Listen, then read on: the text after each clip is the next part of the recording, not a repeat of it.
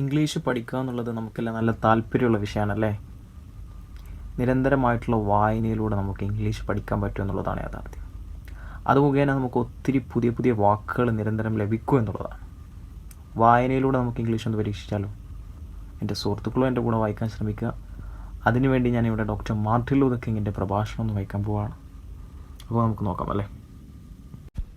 അമേരിക്കയിലെ നീഗ്രോകളുടെ അവകാശ സംരക്ഷണത്തിനായി ധീരമായി പോരാടിയ doctor Martin Luther king junior നടത്തിയ ഉജ്ജ്വല പ്രഭാഷണം, വളരെയധികം പ്രശസ്തമായ പ്രഭാഷണം.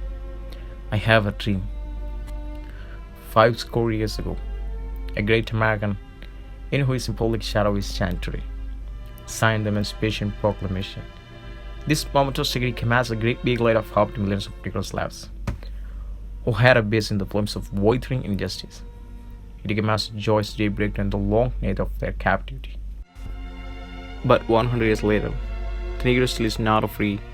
100 years later, the life of the Negro is still sadly crippled by the shackles of segregation and the chains of discrimination.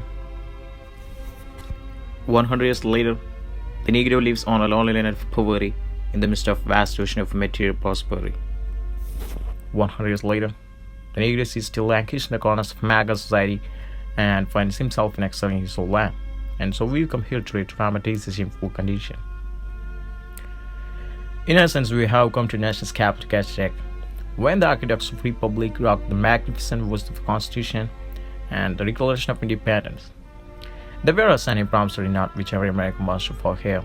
This note was a promise that all men, yes, black men as well as white men, would be guaranteed the unalienable rights of life, liberty, and the pursuit of happiness. It is obvious today that America has defaulted on this promissory note. Insofar as her citizens of color are concerned, instead of honoring this sacred obligation, America has given the Negro people a bad check, a check which has come back marked insufficient funds. But we refuse to believe that the Bank of Justice is bankrupt. We refuse to believe that there are insufficient funds in the great walls of opportunity of this nation. And so we have come to cash this check, a check that will give us upon demand riches of freedom and the security of justice. We also come to this hallowed spot to remind America of the fierce urgency of now. This is not time to engage in the luxury of cooling off or take the tranquilizing drug of federalism. Now is the time to make real the promise of democracy. Now is the time to rise from the dark hand of wall of segregation to sunlit path of racial justice. Now is the time to lift our nation from the quicksands of racial injustice to the solid track of brotherhood. Now is the time to make a justice a reality for all of God's children. I have a dream today. I have a dream that one day this nation will rise up and live out the true meaning of this creation. We hold this truth to be self-evident that all men are created equal. I have a dream that one day on the red hills of Georgia, the sons of former slaves and the sons of former slave owners will be able to sit down together at the table of brotherhood. I have a dream that one team in the state of Mississippi, a state sweltering with the heat of injustice, sweltering with the heat of oppression, will be transformed in oasis of freedom and justice. I have a dream that my 4 little children will one day live in a nation where they will not be judged by the color of their skin but by the color of their character. I have a dream today. I have a dream that one day down in Alabama, with its vicious rises, with its governor having his lips ripping the words of interposition and nullification, one day right down in Alabama, with black boys and black girls, will be able to join hands with little white boys and white girls as sisters and brothers. I have a dream today.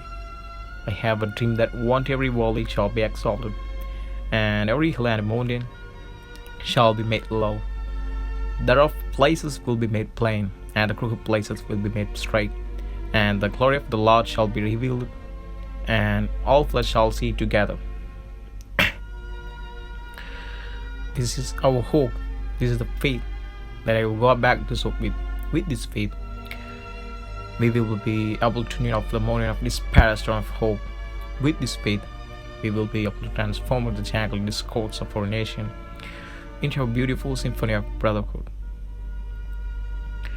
With this faith, we will be able to work together, to pray together, to struggle together, to go to jail together, to stand up for freedom together, knowing that we will be free one day. And this will be the day when all of God's children will be able to sing with new meaning.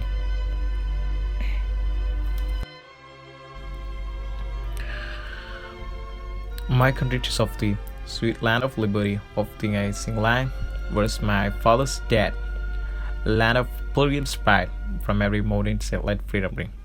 And if America should be a great nation, this must become true. From every mountain set let freedom ring. And so let freedom ring from the prodigious hilltops of New Hampshire. Let freedom ring from the mighty mountains of New York. Let freedom ring from the Hackney Alleghenies of Pennsylvania. Let freedom ring from the snow-capped Rockies of Colorado.